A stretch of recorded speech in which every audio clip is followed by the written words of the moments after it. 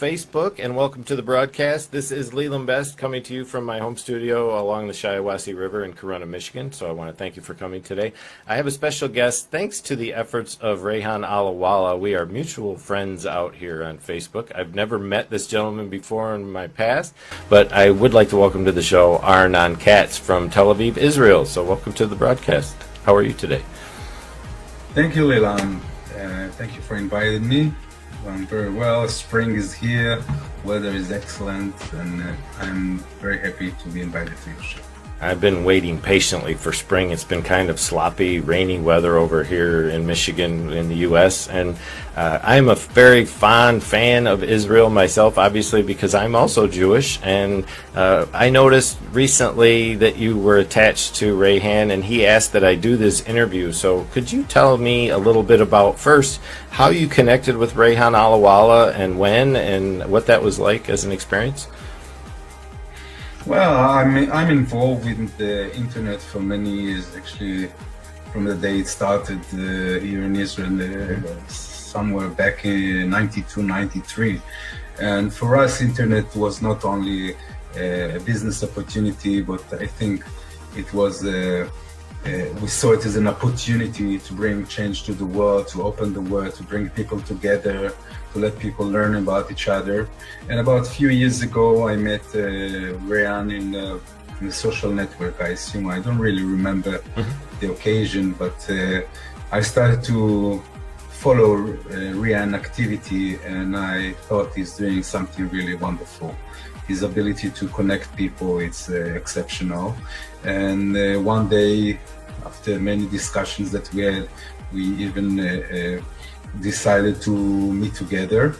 And both of us made an effort. We went to Istanbul, and we spent 2 days together, which were really amazing.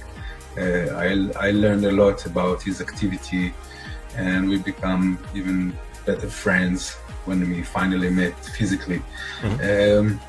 And I remember one of the questions that I asked him, and he gave me actually a very good answer. I told him, Rayhan, you know, it's very nice what you're doing. You connect one person, two person, three person, but the gap, the cultural gap and difference between people is so big, and so many people around the world doesn't really have the time to learn and know about each other.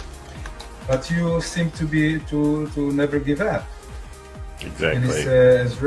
And Rayhan told me, listen, I do my best. I connect dot by dot by dot by dot. I do what I can do. And hopefully one day all these dots will come together to a nice picture. And I must admit that in the last year, I found out that what Rayhan started as a little drop become to a rainy, big rain of people who talk, who share ideas, opinions, and learn about each other, which is really magnificent. Absolutely. And I have to admit, I'm rather blessed myself. I've only known Rayhan for a couple of weeks now, but since he found a video of mine somewhere on Facebook, and he tagged me in it and mentioned me as a live broadcaster, and it kind of shocked me because I didn't know Rayhan at all. I saw a verified account from someone in Pakistan, and what happened after that was incredible, because I started to meet all of these people from Pakistan, India, Kashmir, and other surrounding territories, even some new folks that I didn't already know from Israel, like yourself. And it was because of Rayhan's effort using a book that he wrote called Add Me, which was his methodology of connecting people around the world with Facebook. And his mission is to get 1 million people connected to each other. And I know his following so far is about 172,000 people on Facebook, and that doesn't include his network of nearly 750,000 individuals. So I can only imagine how many friends you took on over the last few years knowing Rayhan, because I've just recently been introduced to you thanks to him. So can you give us a little idea of, I know you've been a businessman with regards to the internet, and it seems to me from watching your page that you travel a lot. So is your business strictly internet oriented, or can you tell us a little bit about what you do in your daily business life? Yeah, sure. I dealt with internet for many years. I was entrepreneur. I created a lot of ventures related to internet. But about 4 years ago, I have decided that I want to do something totally different. I decided after so many years in the same field that it's not possible for me to stay only in one field, and I agree. I have to do something totally different. Then I was concerned it might be not interesting enough for me, but I decided to move into real estate, and I started to work on a project in New York and a project on Budapest. Oh, okay.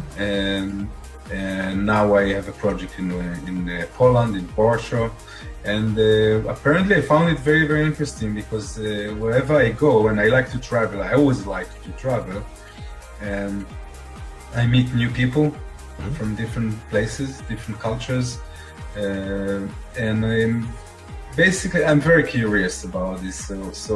So I'm very happy that I started doing something totally different from I did before. It forced me to learn and to study all the related aspect of my new profession, and also it forced me to learn about the culture of the people who I'm working with in different territories.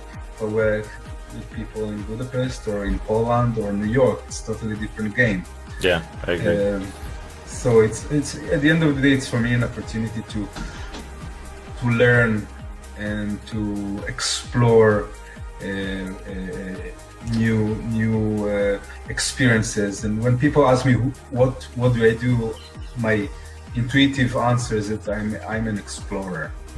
I see myself as an explorer. I like that. I explore new topics. Yeah. I explore new ideas. I explore the future with my enthusiasm of technology. Okay. And I also explore religion, culture, whatever. And that's awesome, because I've come to be that type of person that's worn many hats. I started as an accounting student. I took on work as an accountant with General Motors, and then I got kind of bored with the number. I thought I was going to be a CPA all my life, and it didn't turn out that way. I ended up in a motorcycle accident, which changed my direction, and I ended up going into drafting with a civil engineering company, and ended up staying in civil engineering for 25 years. Even though the last 15 were on my own as a designer, I learned a new trade, and then from there I learned another trade, and I became a fireman, and I learned another trade, and I've done all kinds of different things, and now I'm live broadcasting as an interview host, show producer, editor, all that kind of stuff. So I enjoy the fact that we have that freedom in the world when we can take it, if we have that freedom. Obviously not everyone in the world has that luxury, of course, and I think that's why it's so important for me and this mission of Rayhan's when it comes to the people of Pakistan and India and Kashmir and other surrounding territories who are deprived of access to the world. They're just now realizing that there are many other people just like them that want to connect, that want to become their friends and want to know more about them. And that's why we do these interviews. It's so that we can connect people who may never ever get to see the other side of the world. I probably will never make a trip, and I shouldn't say that. I would love to go to Pakistan and Israel, but for me right now, that's not even within my radar. I haven't really set that up to be a primary goal, but I do intend on making that come true someday. So I saw that you just recently traveled to Morocco. Can you tell us a little bit about what that trip was all about and why you were over there? Sure, and I have a little anecdote about it related to what you said. I went to Morocco together with my older son. He's 23 years old, and he joined me. And during our discussion, he told me, Daddy, I'm very confused. I'm 23. I want to do things, but I'm confused. I don't know what exactly to do, where to go, how to do it. And I said to him, wow, this is great, because it's a good sign. If you were not confused, I would be very worried. I get it. Because in your age, I was confused as much as I'm confused now sometimes. People ask me, or think because I have a business experience, that I know what I'm doing, and I tell him no. I wake up in the morning and I say, what the hell is going on? I have to learn every day to learn from the beginning. Absolutely. And just this afternoon, one of my friend on Facebook from Pakistan shared with me his concern. He's a young engineer, student of engineering. I've met a lot of those. I've met a lot.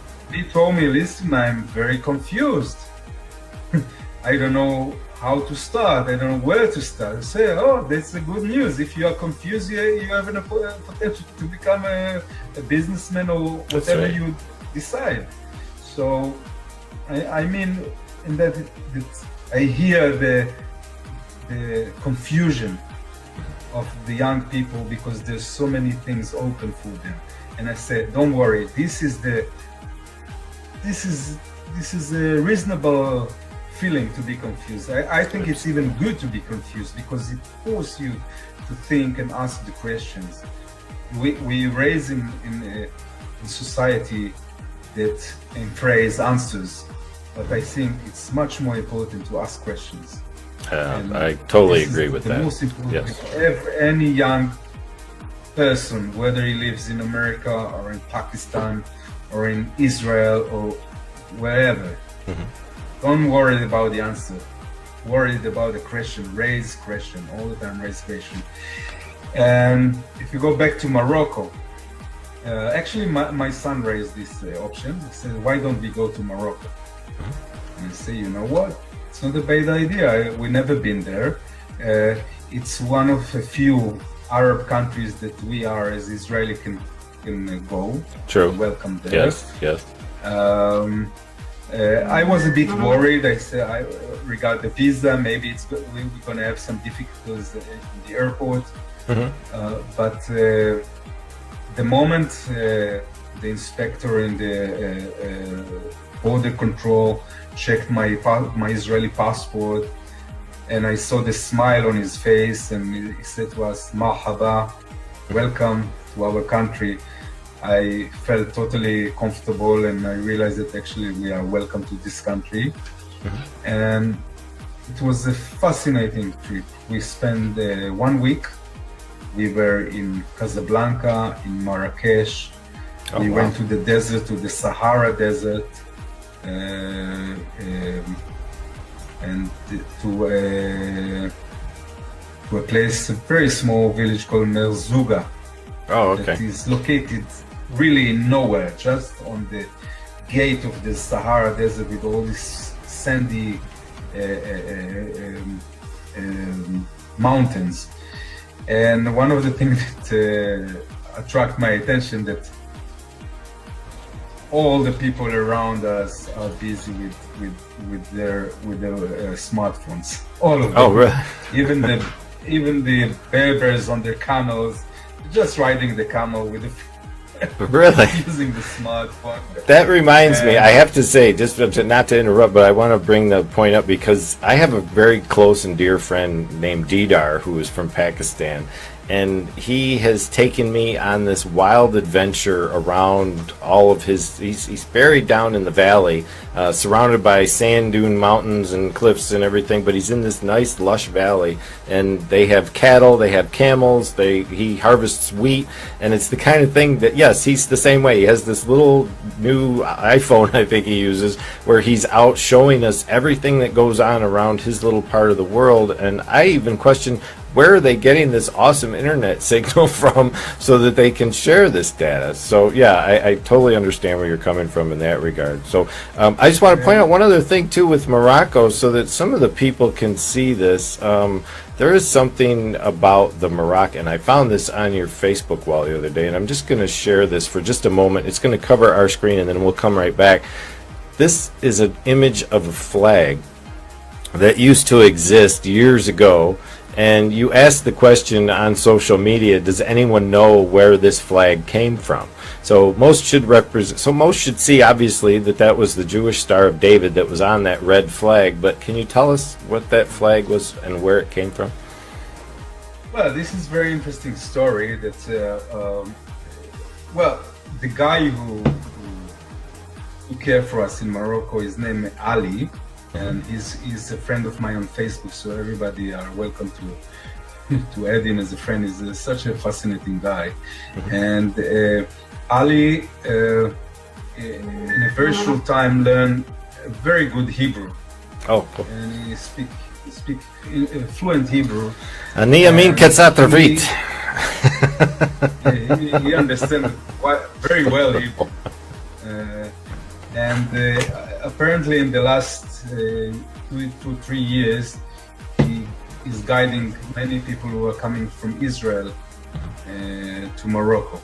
Oh, nice. And I had no clue about this flag and about the reason for this flag, but when he showed me this flag, I was really surprised.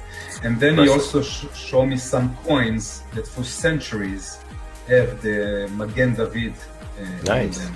Nice. And actually he gave me as a gift. He bought me a gift, this coin, so I have a few coins with me. And what he suggests, and I learned it also from the Berbers in the desert, that the Jews and the Arabs and the Berbers in Morocco had very good relationships for thousands of years. Yeah. So some of the Jews came to Morocco through the desert maybe more than 2,000 years ago. Oh, I'm sure, yeah. And they were involved with trade. They were Morocco located in a place which is a junction between Europe, Africa, and Asia, and therefore a lot of trade traffic in the old days passed through Morocco. And the Jews were traders, and they were in a way like the Berbers. They were nomads. They were traveling around the world, moving goods from one place or to another. Trade a lot with the salt. We learned it from the locals that they trade a lot with salt, and in Morocco they feel so welcome and so protected, so many of them decide to stay in Morocco. And actually in that area, in the Sahara area, near each village, there were also small village of the Jewish community, which they call Melach, because of the salt. Yeah. And so the cultures were very much together. Yeah. I've learned that some of them got married together. They use sometimes they use the same synagogue as the same mosque to pray. Wow. That's incredible. And also at the golden age in Spain, they learn together theology, they learn together science and philosophy. Yes. So the relation at that time were very strong, and until this age. And the flag, this Magen David flag, was in use till the 1970s. Wow. So not that long ago. Yeah, one of the French protectors, which the Moroccan didn't really like, decided to change the flag. They didn't like the idea that they have a flag with such a Jewish symbol. Yeah, I understand. And they decided to change it, and I found it really fascinating. Another thing that I've learned, that we were very welcome there. People of different communities in Morocco were very happy to meet us, and they asked us, they told, bring people from Israel to visit us. We miss the Jewish community, we miss our Jewish friends. Nice. We always had good relationship with them, and that's part of the story that it was really fascinating. We really felt at home over there. Well, I'm sure, coming from Tel Aviv, Israel, and over to Morocco, it's a primarily Arab state, correct, as far as Morocco goes? Yeah, it is. It's an Arab Muslim state. Yeah, that's what I thought. And that's what's been so enlightening for me also, just getting to know. Like, I always pictured Pakistan being, of course, 99% Muslim, that they spoke Arabic and whatever. I had no clue. And when I started to connect with people and realized that there was a division over there between Pakistan and India that's taken place that makes it difficult for them to get along.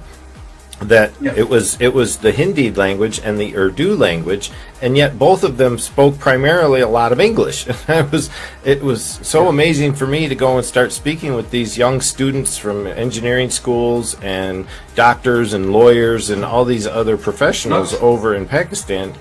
I was just blessed to no end to find. Not to mention the food. Oh, exactly. I can't wait to try the food, to be honest with you. That's what I'm looking forward to. The food is the same. I can imagine, yeah. Pakistani and Indian, the same. Yeah. Look, we have to look at this in a long-term perspective and to understand that these areas like India and Pakistan were not divided. It was one country. Yeah. India, Pakistan, Bangladesh, it was one country. Absolutely. All the Arab countries had no borders. It's a new thing. Okay. Gotcha. It was not exist. There was an Arab area from Turkey to Morocco. It was open. Everything was open. Wow. Only the Brits and the French made this divide. That would be true. These places Yes. to different countries. Yeah. Which still today we have some difficulty to digest in these areas. I think you're right, and that's part of the reason a friend of mine, Stephen Healy, and I put together a show called Across the Pond, which is between the U.S. and the U.K. to try to understand each other a little bit better, because obviously we all have similar cultures in one way or another when it comes to family and food, and everybody changes things up for their own likings. But across the globe, I think what I've come to realize for myself, which I didn't before, is how many common things that we have. How many things that we actually are much like the other and not so much different as we tend to think that we are. And there's been so much misconception, so much garbage in the mainstream media, and coming from the elitists that are up higher in control and in power that want us to believe certain things about these countries and these people so that we don't interact as much as we do now. And now with live streaming and the ability to come out here on Facebook or on YouTube and connect with each other, not only one-to-one but face-to-face, and not just through text messages, to be able to sit and communicate is part of the goal and the reason that Rayhan is doing what he's doing. So it's been my pleasure to work with Rayhan in having these interviews with individuals who he's already connected with globally and get them to see and understand each other much better. So in order for us to understand you a little better and to wrap up this interview for today, we're already at the 22-minute mark. I'd like to wrap this up within the half hour. So I'm going to ask you a few questions, Arnon, and I'd appreciate you just give as candid an answer as you possibly can. They're very generalized questions. These are actually used by John Lipton when he finishes off one of his behind-the-scenes interviews with Hollywood stars over on the West Coast, but these aren't related to Hollywood at all. So my first question for you before we leave you today is, what's your favorite word, Arnon? Your favorite word from the dictionary? My favorite word by far is love. I think love is the most important thing in life. Love, it belongs to anyone, everywhere, all over the world. And with this concept of love, we can solve any problem Just about anything. on earth, in a personal level or in general level. And believe it or not, I'm getting that answer from a lot of the individuals that I've been interviewing recently, and it seems to be a common denominator between all of us people who like to connect and want to connect, is that it is about love. So the opposite of that would be, what's your least favorite word? Hate, separation, hate, I would say. I like that. And obviously there's some times when we talk about certain things, we know there are some things God himself hates, or herself, or itself, however we want to familiarize ourselves with an almighty being, and those can be found in scriptures and in insights. Wisdom obviously abounds when it comes to things that might be hated in a relatively normal way, but I totally agree with you on that. So what turns you on creatively, spiritually, and emotionally? Kind of all in one spot there, Arnon. Kind of combine all three senses together and tell me what really turns you on in that regard. Yeah, well, One of the things I forgot to mention, in the last 2 years I am painting. Nice. And I think art is the most inspiring thing, because art is so open. Yes. And it's so subjective. Yes. That it can be art can be a playground for any idea without judgment. Yes. And art isn't just what people tend to think of a painting on a wall. It's dance, it's music, it's sculpture, it's creativity, all of that combined. So that's a wonderful answer. Way of thinking, way of experiencing things, way of observing things. And along those lines, what turns you off in those same sense?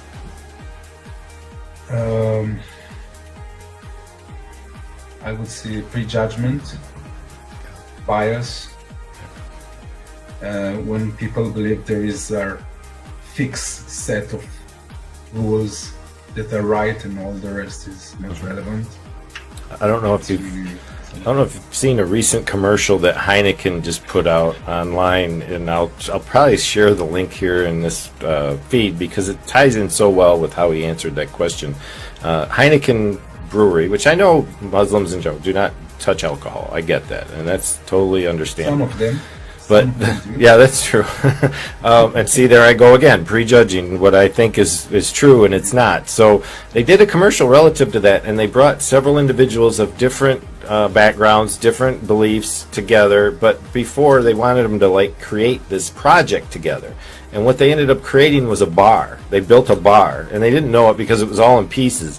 And in the end, they had to sit down with a beer in front of them, and then they played back some footage from before they even met that told the story of who each of these people were, and they put two total opposites together, two people who one hated the other, and they didn't know it until after the entire building process was over, and they had a choice. They could either sit around and have a beer and talk about their differences, or they could walk away.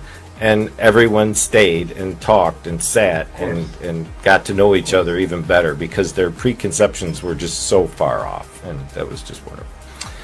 Okay, what sound or noise? What sound do you prefer to hear? What sound do you love? I love the sound of the water in the sea. I like the wave, the sound of the wave. I think it's the most beautiful sound.